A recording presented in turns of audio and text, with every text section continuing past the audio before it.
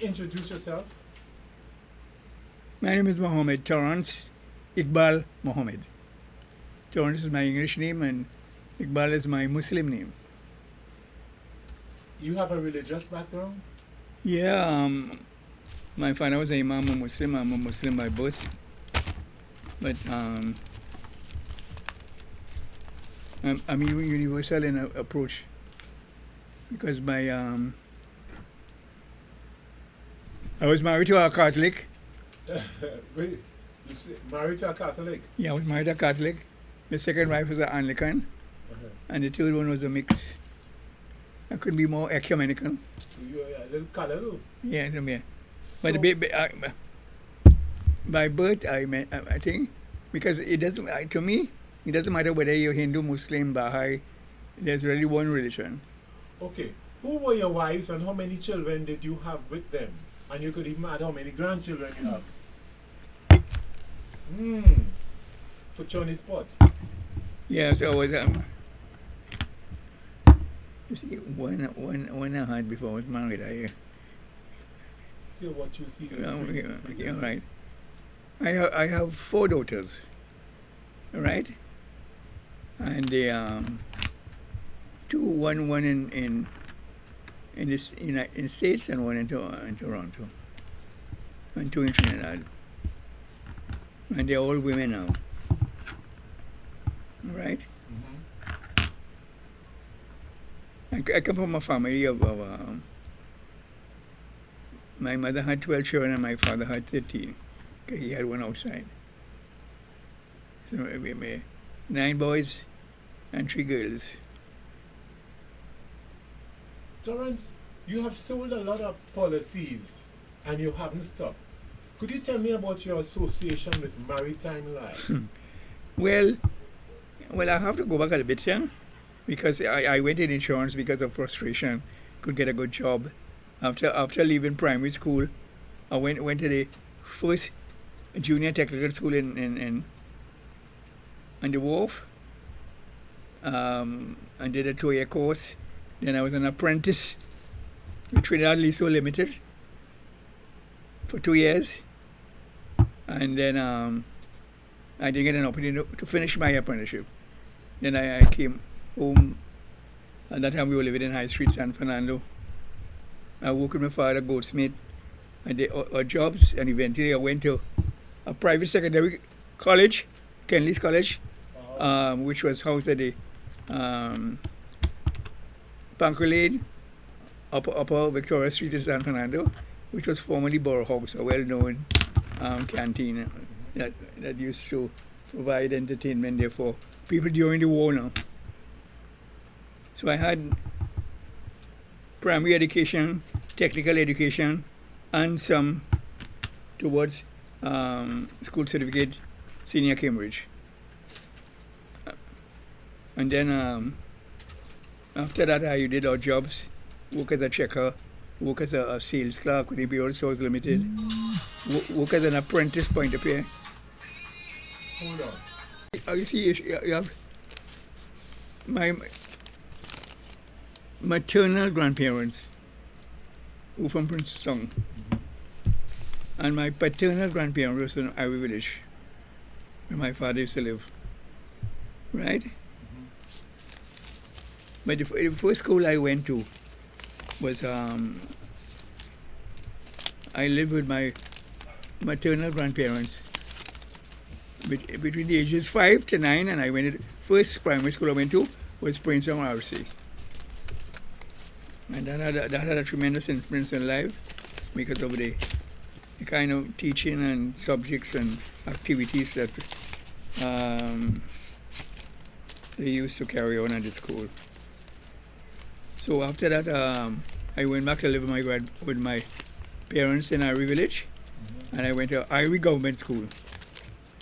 And those 2 schools have had a very strong influence on my life, because the teaching was of a very high standard.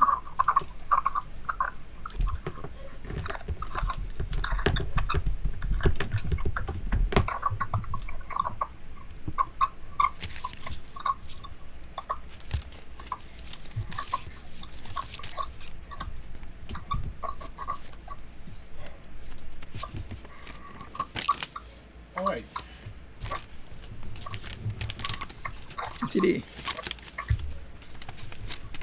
Torrance, you recently celebrated a birthday. How young are you? I celebrate my 89 birthday on the 4th of October. 89. 89, yeah. Torrance, come on. Be honest. I was born on the 4th of October 1931. 31. Mm. But Torrance, you look so wonderful. What's your secret? Well, there was no major secret. Well, to begin with, I'm a teetotaler. You don't touch alcohol? I don't touch alcohol. I don't smoke. And I don't gamble. Well, that doesn't make me a saint by chance. Well, I'm the same. Yeah. But where I grew up in the country then, in a rural estate environment, we were exposed to fresh fruits and vegetables. And my maternal grandfather was a butcher. We had fresh meat.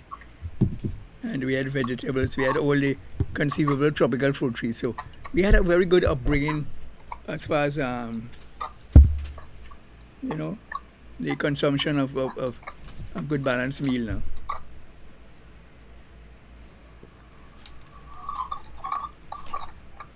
Making a mess.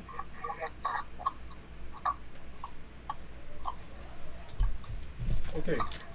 Yeah, I understand. So you see, what one has to understand too, there are two things that influence your life: heredity and environment. Okay. So I learned a lot from having lived in Princeton, and my father had a workshop in San Fernando. So we commuted in, and then we were in a village that were predominantly Hindu Muslim, one Baptist church, one Presbyterian church. So you draw from everybody because we still attend everybody function. You understand? Yes, I do. And the thing about those two primary schools, they had a very powerful, made a tremendous impact on my life, because the teaching was so, because when I compare to the kind of things I learned in those days, so what because nature study and hygiene and handwriting and spelling, general knowledge. Hi, Sean Mohammed. I'm going live, so folks all over the world are watching. Your family, Sean Mohammed, he's looking at you on Facebook. Yeah, is that right? Yeah. Yeah. So those two schools had a strong. If I went to the San Fernando Junior Technical School, and then having grown up in the village, exposed to, the island of the estate pond, in the Margaret estate. Mm-hmm. Now the Indians say Margaret Tooth. Yeah. But it was really Margaret Tooth, which is French, which means in spite of it all. Patois? No, that's patois. It was Straight French. Straight French. It meant, but the Indians pronounce it Margaret Tooth, until later on I learned that it was really French, Margaret Tooth, in spite of it all. Mm-hmm. And then Princeton now, they used to call Princeton Savannah de Mission then. So when in Indians going today, they say Hamjaila Nissan. Instead of saying Mission, they say Nissan. So there was a corruption there. Mm-hmm. And this is another thing too, that when they come into San Fernando now, San Fernando, Hamjaila Pitibug. Pitibug is French again. It means small town or market town now. Before it was called Naparima, they used to call San Fernando Pitibug, You understand that? So yes. I'm going to tell you the influence of all these various things. But the country life, I mean, it wasn't easy. We went to school barefoot. We wore khaki pants until the back of it started out. Sometimes bathing once a week because you couldn't get water. But during the week you dig in a cowboy. Yeah. You understand? So you learn indirectly. You learn a lot about how to preserve and conserve and a sense of economics that became inherent. You understand? Yeah. So you were asking me about that. So my mother used to cook. There were almost 19 of us living in the house, 19? Yes. Because the 12 of us, her brother 13, and then two cousins 15, my mother and father 17, and then other relatives will come and stay with us too. Mm-hmm. So it was between 17 and 19. And my mother used to cook 3 times a day in the chula. Wow. And then she graduated to coal pot. And then kerosene stove. And later on gas range, etc., etc. So we went through these stages in life. So you didn't have refrigerators on those things? No. We started going on the road to buy a penny ice. Wow. But apart from that, yeah, we used to mine a lot of animal. We had a milking cow, we had goat, we had sheep. And a poultry. Huh? A little poultry farm? Yeah, we had everything. We have ducks and guinea bird and turkey, you don't name it. So we used to get, my maternal grandfather was a butcher, so we used to get fresh beef every Friday, Saturday, and Sunday is chicken.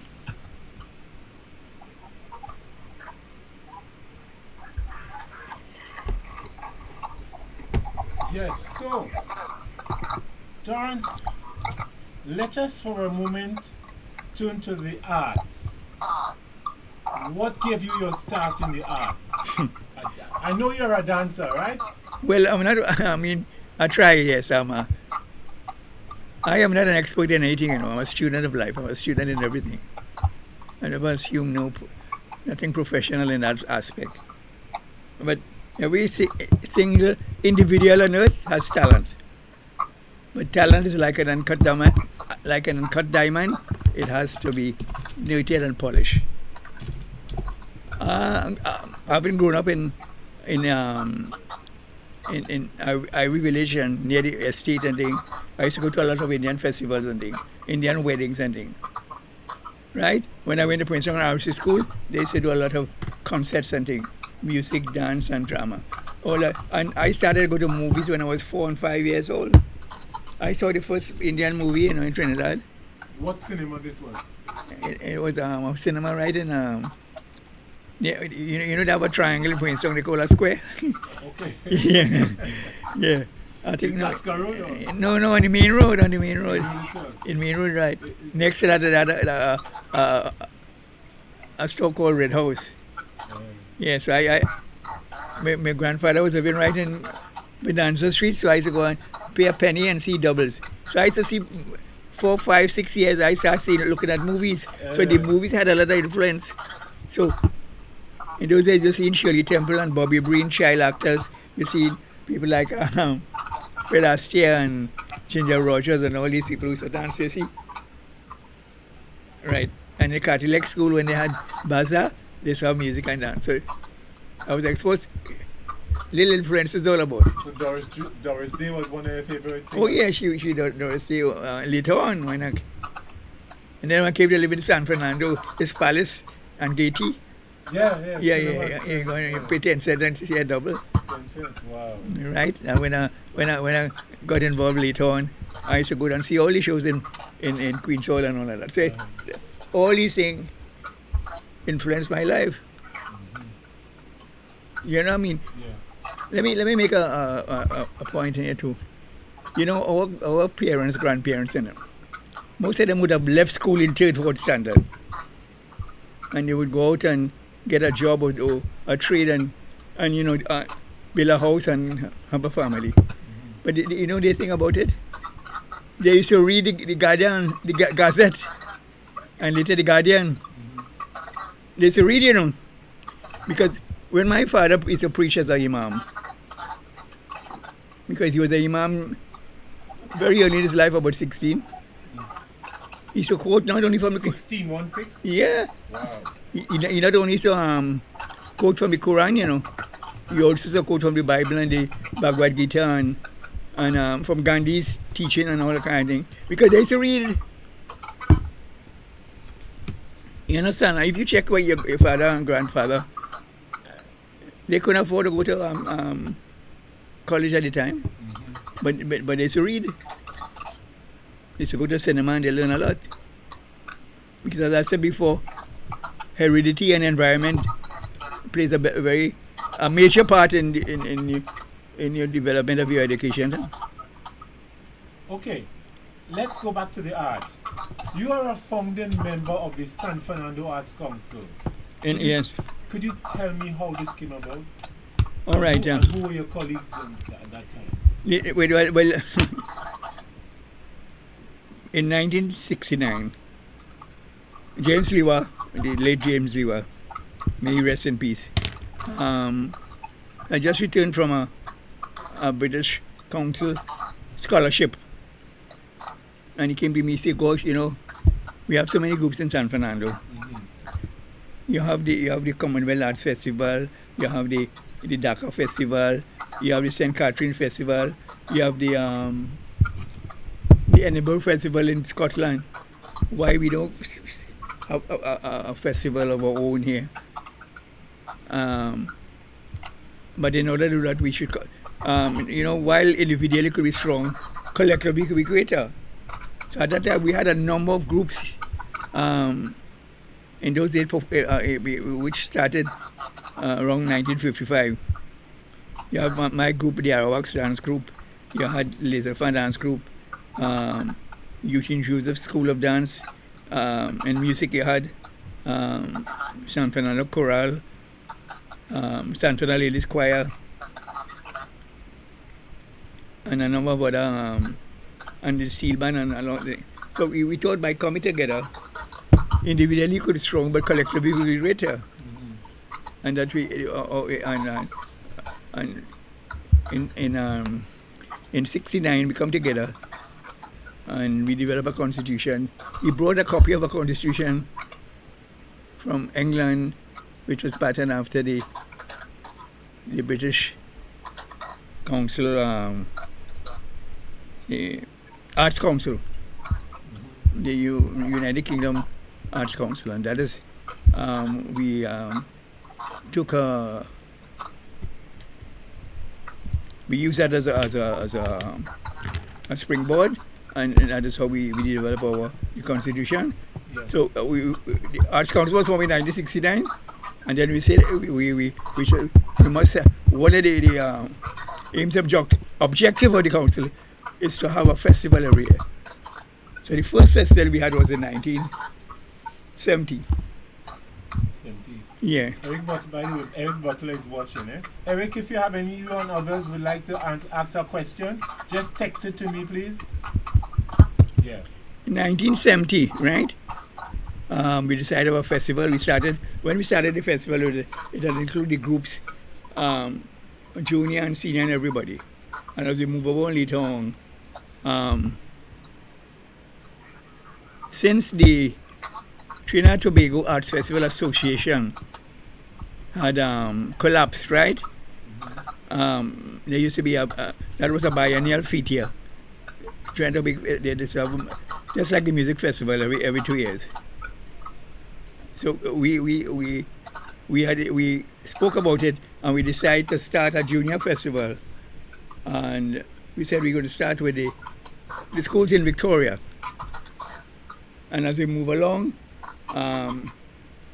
Joyce Curtin was one of the directors, and then Eric Butler was subsequently became a junior festival director, and we had taken a decision to include the other educational district, Caroni, St. Patrick, Port of Spain, Tobago, and that thing, and that is how the festival developed into an international Junior Sunfest. Stick up in Muna Allen, send her regards. She say how you doing. She's looking live on Facebook. Yeah, give me. Oh, yeah, thank you very much. Yeah, yeah. Oh gosh, what will you put me into the way? Yeah. So Eric Butler was made a tremendous contribution over the years, together with Lettuce Ross and Eileen McSween and but you remember some groups came out of that organization, like for instance Eric Butler formed his own group. Yes, the remember the name? The Contemporary Dance Company. Yeah. Then you had Eugene formed his own group. Eugene School of Music, and then And then he changed the name to Trinidad Dance Theatre. Okay. Then in 72 we had formed a joint company with all the top dancers in San Fernando called the Southern Dance Company. Southern Dance Company. Yeah. Wonderful. That's 1972. Mm-hmm. Okay, Phil, so when we had festivals, international festivals, and some of our members represented the country. Could you remember who are they? Like Box and these guys? Well, in 1967, which was the time they had the Expo 67 in Montreal. It was a world fair where all the big countries participated, and Trinidad decided to participate in that exercise. And the government sent a contingent of 100 persons comprising officials, dance, music, drama, steel, and you name it. And yours truly was together with Cyril St. Louis from the Hummingbird Dance Company. Yes. We were selected to be joint choreographers, and we choreographed about 16 dances, and we had roughly about 16 dancers coming from various groups. And we went in April 1965, and we returned home in October, and we used to perform every day at the expo site on the St. Lawrence River in Montreal. Trinidad Pavilion was one of the more popular. Yes, I remember when I went to Montreal to study at McGill, I met Walter Elliott. Yeah, well, most of them, a few of them, when they came back, we had Habsa Karamat, who was a member of Eugene Joseph Group. She stayed back, and she went to further education, and she got married there, and she remained there. Walter came home and he went back. He went to Montreal. Yes. And then he migrated. He's now in Toronto. Yes. Then Christopher Jordan, who's the dancer me, Yeah. he and his wife was a nurse. So they went to Montreal, and they set up residence here, and they did extremely well. So apart from the dance group, you had people who were in drama and music and things. And they developed the desire to move on internationally now. And they some came home and they went to the States, some went to England, some and so on. But that was a tremendous occasion, a highlight, a memorable occasion, if I may say so. Where performers from all over the world come.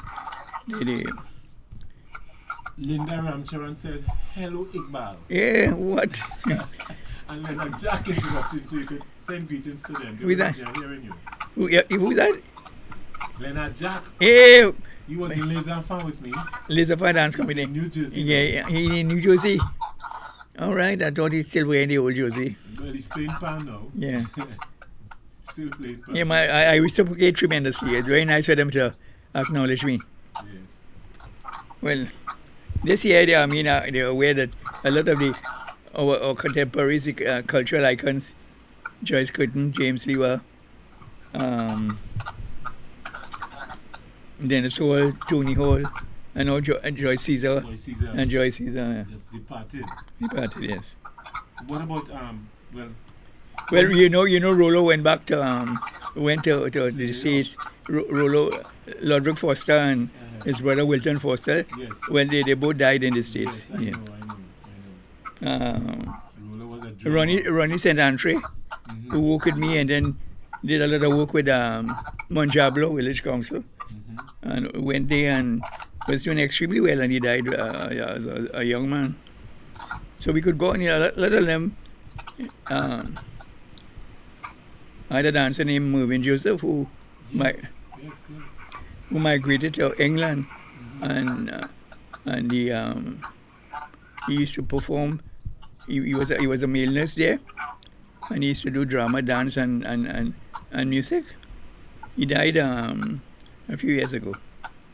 And so on, most of them that who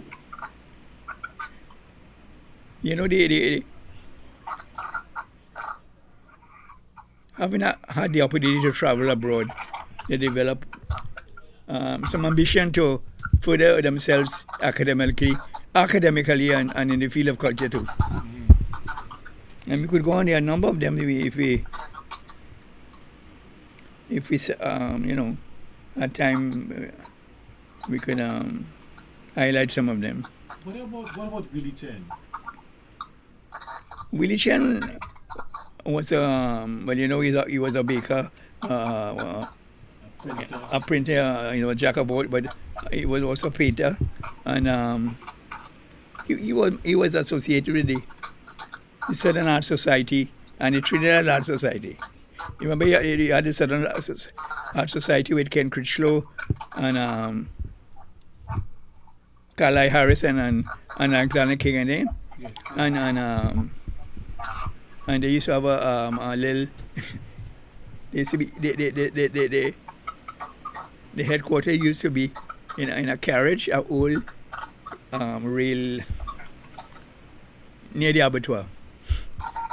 But as you say, the headquarters, do you remember the old Guild Hall on the promenade? The old drill hall? The drill hall on the Methodist Church had a place in the back there where people like Horace James and all of them. Yeah, well, no, that was in the rectory there. They had a place there. Well, you see, there are two churches that significantly supported the arts, St. Paul's Anglican Church and San Fernando Methodist. Yes, yes. The San Fernando Ladies Choir, Drama Guild. Yes. The Drama Guild was founded by James. No, Drama Guild was founded by Horace James. Horace James. And James took it over when he came back. Okay. Right. James Weaver formed the San Fernando Theatre Workshop subsequently. You remember we had a chap, he was an actor, and he was also a monitor, a teacher in St. Paul's, and then he went abroad and he became quite famous. He was acting in plays. Sullivan Walker. Yes. And he came back to Trinidad. You wanted to do a film here and he contracted some kind of ailment, I know. He got blind. Something, yes, and yes. He died, yes. Yeah. He came back here, he was all... Yeah, he was something else, if you talk to some... he wanted to be a teacher. And one of my friends told me that... because, he was a little awkward now. They say, he could never be the teacher. And she plugged in for him. And he became a teacher and he became an actor. He won Scouting for Talent and he came third. And the prize was to do something in the States. And and he ended up in films and other kind. Right. Sullivan Walker, yes, he was very nice, very humble. We have a big photograph of him in the center. Yeah, you see, there's so many things we have there that we to highlight there, but we're not very good in preserving and conserving and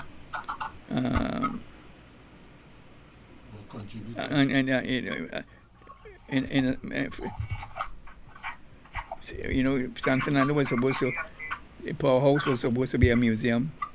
The old railway station was earmarked to be a sugar and oil museum and all of that. But we get caught up in the perils of procrastination now. We keep putting on, You remember when we were struggling to get a place, a home for the Arts Council? Someone offered us a kind of semicircular shape, an oval kind of structure. Yes, vaguely, yes, I remember. Who was that person? I can't. But we had a spot. We had a spot where they were next to OWTU, Circular Road. Yeah. But eventually, I think it's Willie Chen who come up with a design for the Creative Arts Center. We had another design by a very popular architect, and it was very ambitious because we wanted to have a center, and not only for a performing center, but also to have individual workshops, a music workshop, dance workshop, art gallery and things. but we didn't have the kind of money for that. Right. So that is why it was condensed later, and Willie came in the scene and he got the project off the ground. Yes, yes. You understand? But the guy who had designed the first creative arts center for us. I know it was Agnes Charles' partner. No. The name, I know the name because he also had made he made some contribution when they had decided to build over the bowl too. I have his name there. Okay. Was Errol Fabian a member of the Arts Council? Well, yes, in a way, yes, because he was a member of the Errol's Stokes and Hill. Stokes and Hill. Yes, West Indian Theatre now. Yeah. He started with Errol, and then you had this boy. And that time they had also the West Indian Theatre, and you had Dramatic Radical. Then it's all everybody they were involved in that, and then also out of that too came the performing arts technical team with Godfrey Martin and Dennis and the Elias brothers and all of them, and they went and they supported the Arts Council. And the Prime Minister Best Village Trophy competition, they were the main backstage stage hands. Yeah. You know, James Lever was one of the first stage managers. Stage crew. He was a member of the Stage crew, yes. He was a member of the stage crew. Yeah. Yeah, so well, Fabian, he worked a number of years with Errol Stokes and Hill in the West Indian Theatre. You remember they did a play, they did a thing, Joyce Curtin was in it. What's the name of that boy?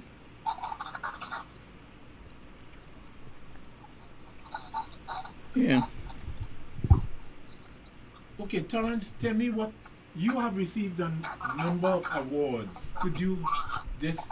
Well, I've received a number of awards from different most of the organizations in Trinidad and Tobago. But the most prestigious is when I received an award in 1976, Medal of Merit from the government of Trinidad and Tobago. That was the same year when H. Crawford had won the gold medal for the 100 meters. That was 73. 76. 76? Yeah. Okay. All right. Of course, I was in England in that time. Yeah, I saw it live. Yeah. 76. And that same year, Jamaica had the Carafesta too. But and a lot of people don't remember this, Hollis. In 1958, there was a West Indies festival which was held in Trinidad. And that was to mark the inauguration of the federal parliament. Remember when, with Errol, they were trying to federate the West Indies? And they had a big festival. And they had set up a Shakespearean type stage in the Botanic Gardens. And they still have shows there. My group at Arawaks, we performed together with Little Carib. Most of the time, Little Carib, we used to work with Little Carib because Beryl took with the help of Canon Farker. It started as a class, in 1955, in March 1955, and at the end of September they decided to form a group. It was a class in Caribbean dance, and that's when I joined the class there, because when I came to live in San Fernando, there was no Indian dance group. So I went there and I used to be in the back learning the steps and things, and that is how the rest is history. But what I'm trying to tell you that most of the time when Beryl had shows, she's about to make up a show. Our group, the Arawaks, is to perform with her. So we performed in that West Indian Arts Festival in what year I told you? 1958. That was before. Was like a curry festa, you know. Eh, People from all over the Caribbean come, and that there was a group from Grenada called Biwi Ballet, okay. BWWW. It was named after. It was uh, you know, at that time you had the BWIF airliner. Uh, So they call interesting, yeah. yeah. So they called the group BB Ballet, BWW, and they did a show, and that's the first time I saw a full length presentation of the Saraka, the nation dances, and I learned quite a lot from that. Mhm. And that was in the Botanic Gardens, you know. Simultaneous to all of that, they recorded had a play called Drums and Colors, directed by Errol Hill, with all the leading top actors in Trinidad and Tobago. That was a fantastic thing. It eventually turned out to be Drums and Watercolors because it was in the rainy season. Because it was the stage was open, you know.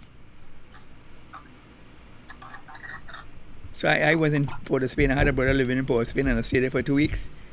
That was the first major thing that I got involved in, and myself, Jordan, Marlene Dubele, John Miller, and we were members of the Iraq team. Hi, Pixie. Patrick Watson is with you. Hey, Patrick Watson. Yeah, the lecturer. Oh, yeah. So that West Indian Festival was a very significant thing. And one of the highlights, do you know, the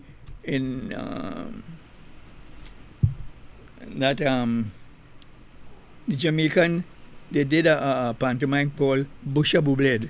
Mhm. Was the theatre in St. James? Name again? Carib? No, not the Little Carib. St. James. St. James. It is now a restaurant. But Busha Bubled was a musical. To me, that was one of the highlights of the West Indian Arts Festival in 1958. And a little bit on Beryl Fulleng show, she had called it Binaka. She said Binaka is an Amerindian word for dance. And Sam Taylor saw that too. Geoffrey Ola came here and he did a dance in the Botanic Gardens. He did the Douglas, a dance called Douglas. All right. Let us go back to one of our more outstanding publications, Gayap. Tell me its origin and what has happened to it over the years. Well, so far we have managed to produce 10 issues, and this was primarily due to the drive and the effort by our dear late James Lewa. And Joyce Cotton helped produce one on one occasion. It was supposed to be an opportunity for people to publish their poem and to highlight the activity of the group and things like that. But then you had the problem of getting ads to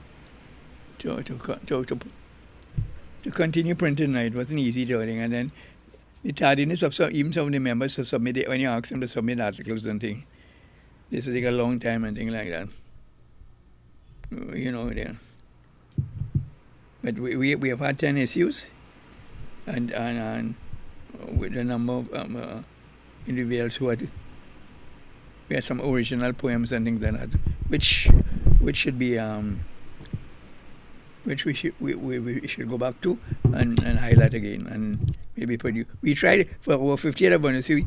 We tried to see if we could produce another magazine, but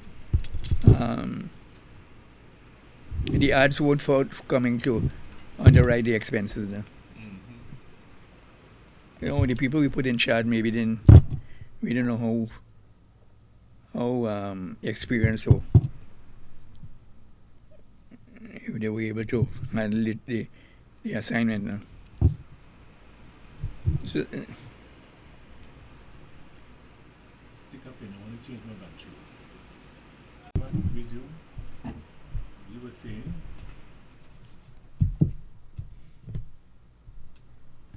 yeah, well, quite a number of members from my group, from Joy's group, and they migrated towards the villages to assist in participation in the Prime Minister Best Village Trophy competition. To assist. Mainly as dancer, choreographer. Yeah. But one of my strong male dancers who maybe for years died this year too. What's the name boy? Pleasantville. He had moved to Momo. Yeah. Mamu. Yeah. Yes, I did his funeral. Yeah. Send it live on Facebook. Yeah. He went there and he used to work with villages in Rio Claro and Mayaro, and he ended up having 16 children, as a matter of fact. Wow. It pays. Yeah. Okay, there's a guy from the Foster family who is based in Shogunas, and he's doing some... That's Rollo's son, yes. Rollo's son. Rollo's son, yeah. He has taken over from his father, yes. Yeah. And so on. The Foster family were tremendously talented, I think the father was a multi-talented person. He was a carnival producer, costume designer, and a cobbler, and a number of other things. So I suppose all the Fosters, and you have don't forget, there's Leon Foster Thomas. Leon Foster Thomas, who is now work all over the world. He's a professor now or something. Yes. And he succeeded. He did everything his father used to do, His father used to play football with juniors. Yeah. He played football with juniors. He ended up beating drum and playing pan. I saw him last year when he came here. Do you remember Wash? Wash was one of our leading folklorists here who taught many of the drummers here. As a matter of fact, he taught Roland and most of my drummers. I used to go out with him whenever there were Orisha feasts. A long time we said we're going to a Shango feast. Yes. But when we're really going to a feast of the Orisha then. Shango is a presiding deity. But we used to say we're going to a Shango. And hi, Rosalind Jackson and Lima Dunbar. Thanks for watching. Yeah, Shango. Yeah, we used to say Shango. But you're not really going to a Shango feast. You're going to a feast of the Orishas. Okay. Yeah, we corrected that. So I used to go to the wash. Rush is to go with a grip of clothes and steal for the whole weekend, because it's a 9 days ceremony, and each day they would sacrifice different animals and things like that. But I used to go there for the thing, because you see, those of us who dare to lead or teach must never cease to learn. So when the owners came and me to become to be a dancer teacher, I used to go to the local and look at bongo feasts and ballet and the Orisha thing, and that's how I managed to add to my repertoire. You understand? Yeah. So I remember I went to a bongo night in Mohammed. Papa Nisa, I was scared, boy. He sat down there very quiet, Papa Nisa. Yeah. You went Maruga side? No. He was in that one in Faizabad. So I used to go with Wash all about to look at different. Wash was my neighbor. He was on Superior Street. I was in Carlton Lane. So you remember drumming, practicing from in Carlton Lane. Then he migrated eventually to the Virgin Islands. But I think it was the U.S. Virgin Islands. But he was he used to make drums and thing, and Rollo and Cricky, and the rest.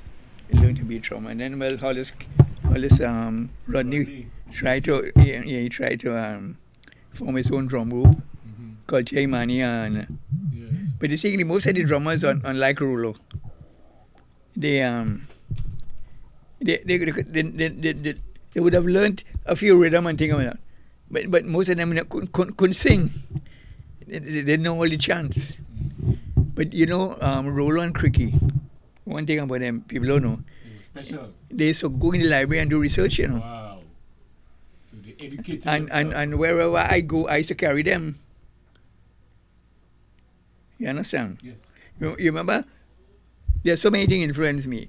The movies, and when I eventually became the leader of the group, I went to look at the thing because I not being of African origin, I had to go and see this thing.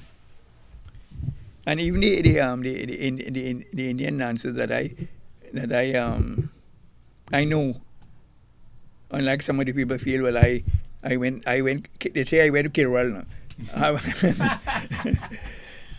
Somebody listeners wouldn't know what I know. Yeah, but you know the word Creole means somebody who born in the West Indies, Caribbean, you know. But when they say Creole here, they use it to mean people of African origin. But it really means that anybody who born in the Caribbean or the West Indies, or who would have migrated here over the years and lived for they were deemed Creole. If you look in the dictionary, you're going to see that too. But I remember that as a child, when they use the word Creole, it means somebody who domicile or live or born in the Caribbean and the West Indies. And then there's French Creole. Yeah, well, yeah. Yeah, you understand? So while living in Ivy Village, Princetown, right? I used to go to the, you had the estate, the Margaret Estate, right? Where there's a way the cane and thing, because we had cane land too. We had cane land, we had corn land, we had rice land. My father was a farmer too, you know. He was a goldsmith, a farmer, and eventually a Muslim priest, imam. And then I learned to swim in the Margaret pond, the small pond. And there was a Baptist church here who used to bring the followers to baptize them in the pond. So that was another attraction then. Yeah. Then the first Presbyterian church is in Ivy Village. Okay. Do you know the first mosque in Trinidad was built in Ivy Village by my grandfather? He came here in 1863, and he built it in 1868. The mosque in Ivy Village. You have two mosques in Ivy Village. But the one higher up near the Princetown was built by my grand, because when he came here, when he migrated here, came here with 3 wives, you know. Most of them could have had 4 wives at the time. Okay. And he was a farmer, and also imam and a goldsmith. Okay. And my father inherited that. And all my father brothers and them, they were goldsmith and silversmith, you know. And one was a dental mechanic. This bracelet I have here, this is the kind of thing they used to make. Okay. The silver bracelet here, see? Yeah. So I try to know the influence. So I used to be fascinated, you know. I used to be attracted to all of this. Just watch now, observe and then when they have Ramdilla. Here the other thing now. We used to say Ramdilla, right? But the word is really Ram Leela. Okay. Which means, Leela means drama or epic of Ram then. Okay. But corruption again, we say Ramdilla. That's Hindu. That is India. The word is not, the correct thing is not Ramdilla. But we grew up here in Ramdilla. Yes. But it's really Ram Leela. You understand that? Yes, I understand. Just boy, like... hey, boy, I'm listening to you. Well, and you remind me so much about deceased Clemmy George. You always say that, you know, man. Clemmy and I was very... You know, Clemmy and I used to organize variety shows and go and... Williams all about, and we used to That's what we're talking about. yeah. And Clem, yeah, I played 1 year mass with it. He did Festival of Moscow, and I played a dance with him in it. And he was deep, and his memory was. But let me tell you something. He was a very good tenor, you know. But he didn't like to sing in public. He's a bathroom singer. Yeah. He was very close to Torrance Mohammed, who was a tenor, and when he went to England, he changed his name to Yolano Sukur. And he still live in San Fernando Street. Sukur Mohammed. Clemmy was very close to him. But Clemmy used to live Marabella, and he never took a taxi. He will walk all the way from Marabella But people, road to get to San Fernando. people used to walk from the Coquille and go Flat Rock and all about people. But we used to walk from San Fernando to go to Southern Gate. Yes. Petro train. Yeah. In Texaco in those days. Yeah. And it was a line to go back. Well, you know, I went to technical school. You mean San Fernando? It wasn't called. What it was called then? It was called this. Or the name is changed now. It was San Fernando Technical Institute. It was San Fernando Junior Technical School. San Fernando Junior Technical School. Junior Tech. That was the first. You know what happened? That has a lot of history and a lot of significance and the reason why it became. But I don't know why they stopped that now. When they built the institution in Teruba Road there, you know, you could have gone straight from primary school, having reached between age 12 and a half and 13 and a half. You would have been in either 6th or 7th standard.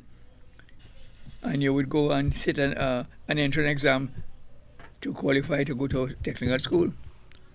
I went and said that and I passed. Because at that time, from an economic perspective, to go to college was $60 a term. And technical school was $250. My second brother was going to an upper and my father was catching his kid to pay the how much it was? The fees must be $1 or something. No, $20. $20. Yeah. Let me bring some greetings from Rosalind Jackson says, thanks Torrance for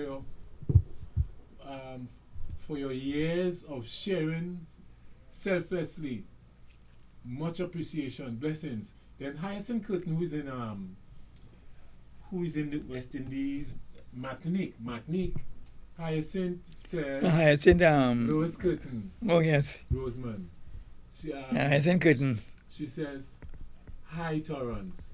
Oh my God. Earl Philip guys is watching. Oh my. Guy. So you have people all over the world. Right, I can see it here. What? All of that? Had to be careful what we're saying. You're going all over the world. Derek Casanova from Port of Spain. You see Malik? Derek Casanova. Yeah. He's looking. Yeah. So you see as I said, you see, there's already the tendency to decry what is old and traditional, right? But the present is born from the womb of the past. Exactly.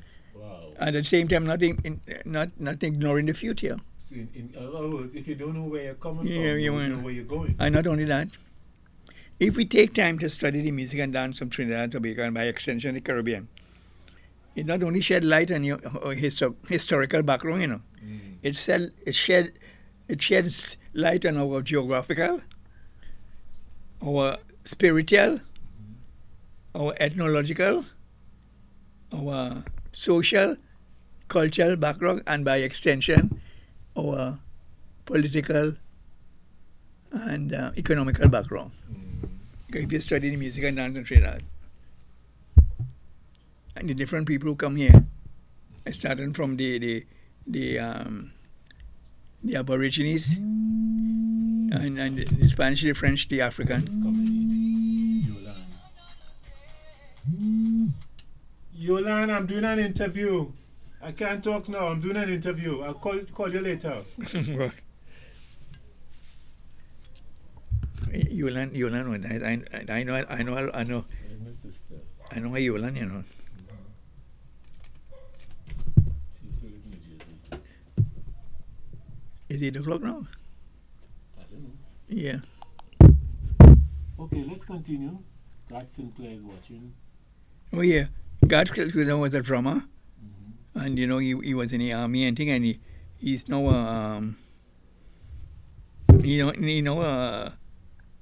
what do we do? Radio personality. A radio personality. And Yeah.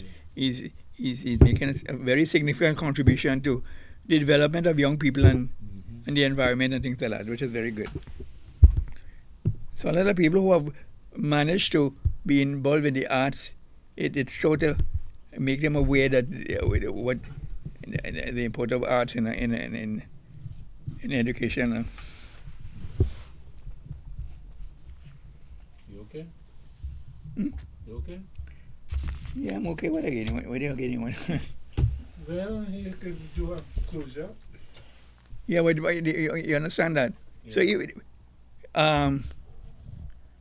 So there's so many situations in life, the movies, TV, your environment, where I grew up. I learn from everybody, and I'm not an expert in anything, I'm a student of life. I'm still learning. Aren't we all? Yeah. Sometimes we get pregnant with presumptions and feel we know. A lot of them going to UE and then they getting a certificate and a master's, and yet still they know the history of the Caribbean. Yeah. They say the Caribbean, the islands are separated by water. We're not separated by water. We are joined by waters. Interesting. Very interesting. Yeah, and I could go on. But you see, what also complemented my thing too, I travel to a lot of the Caribbean islands. And when I go there, I must learn something before I come back. Okay. Because they have parallels there. In the Orisha retail, you have French Creole thing that, Yeah. I learn a lot from and look at Jamaica. They do the spiritual they will call it the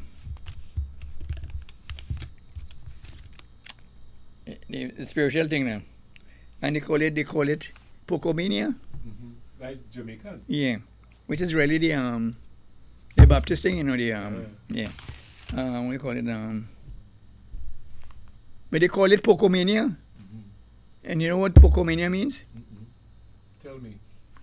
Poco in Spanish is small, and mania is madness. It means little madness. Wow, I know. When they're doing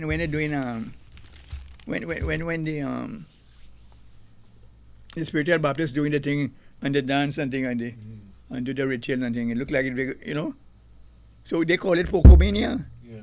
Because you see, Jamaica, unlike the other Caribbean islands, is Afro-Scot, They don't have many Rexes to make that same point. They don't have the kind of influences we have because of the many people who came and who migrate and to live here in Trinidad.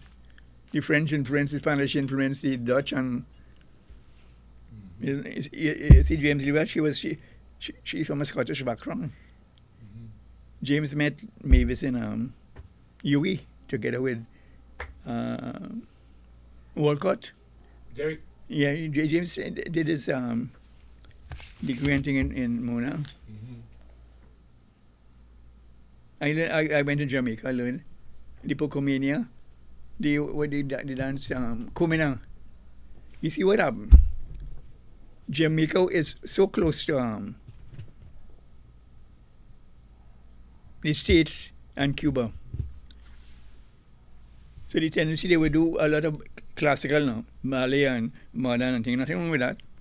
But they didn't have the kind of folk background that we were exposed to. You understand? Yeah. So we have so much for we shall draw.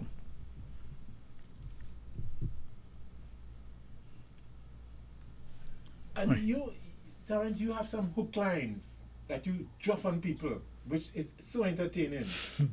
Like, for instance, you would say, take your time and do quick. Yeah. Well, right now what's going on in Trinidad, right? There's a tendency for us. We spend before saving.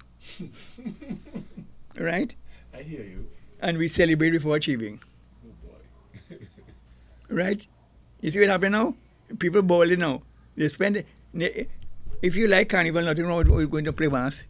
But you're going to spend $4,000 and you buy for insurance part. If you're going right now, if I drive here and you see how people drinking away by those little bars all over the place. Yeah. And there was a lady who called her husband and said, darling, when you come to buy a pound tomatoes for me now. You know what he say? No, he had no money. But he drinking 2 beers. And that is the value thing. We are here now, man. I went to India recently. And I was very happy I get it because I went to Africa, went all about. I said I must go back to my ancestral roots. Yeah, roots, yeah. Yeah, but the thing about it, I am so happy that I learned a lot. We spend before saving, we celebrate before achieving. Yeah. We ask God for patience, but we can't wait for it. You see what's happening now? The people with bars want to open bars. Yeah. Before that, we spend this time with the family and catch up and thing. Studying money. Well, I am guilty of that because when I was so involved with our works going on about, my wife never saw see me until next morning because from work I'm going to rehearsal. I reached down one. Culture came. And she said, you're not a bad person. You never make a good husband. You'll make a good friend of mine. Yeah, so I try to share this with people now that whatever you do in life, you must start home, your family first, your spiritual take, and then you move out. Nothing wrong in helping community, but not at the expense of your. You understand what I'm saying? Yes. That is the thing about our people, boy. You know Floyd Titus? Floyd Titus, I might know.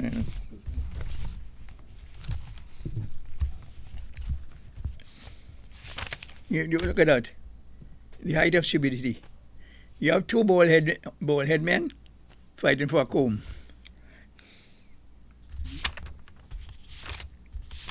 Listen to what God Sinclair says. Yeah. When doing a live with this historical giant, ensure a good feed. He's such a wealth of knowledge and funny too. Hope you can do it again. It's about me? God Sinclair, yes. Yeah. Well, here is one. Creativity is intelligence having fun. Check that one. Creativity is intelligence having fun. You know, when I was in, remember I keep boosting them on my private education. When I was in elementary school, they have these proverbs and these quotation. The will does it, perseverance wins. Necessity is the mother of invention. Right?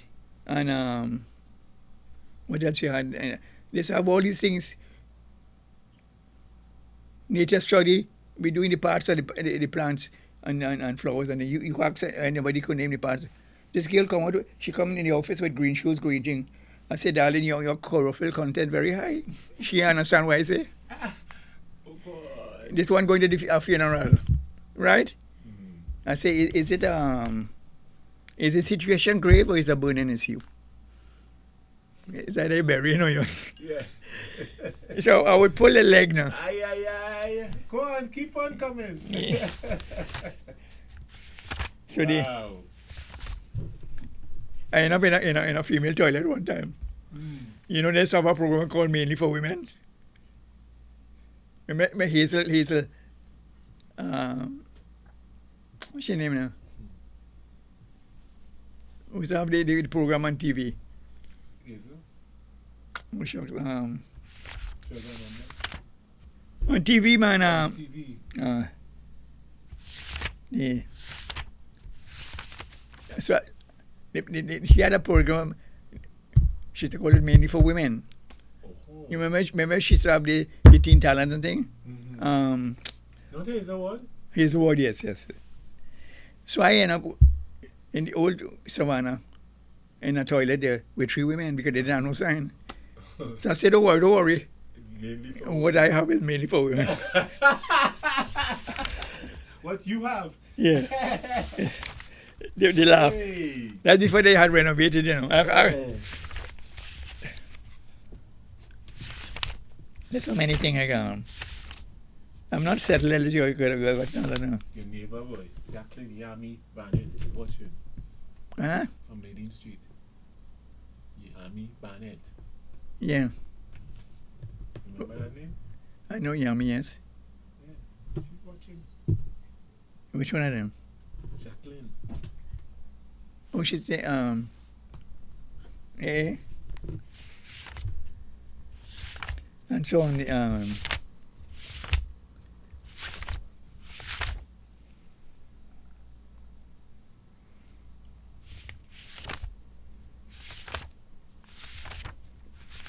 what else? We could expand it later on, you know, when you, it's so much thing that, You have any pictures you want to show of your life? yeah, Your look, victories? look, well, the thing, okay, yeah, look, all the thing there. Compliment Remember your that life. father there,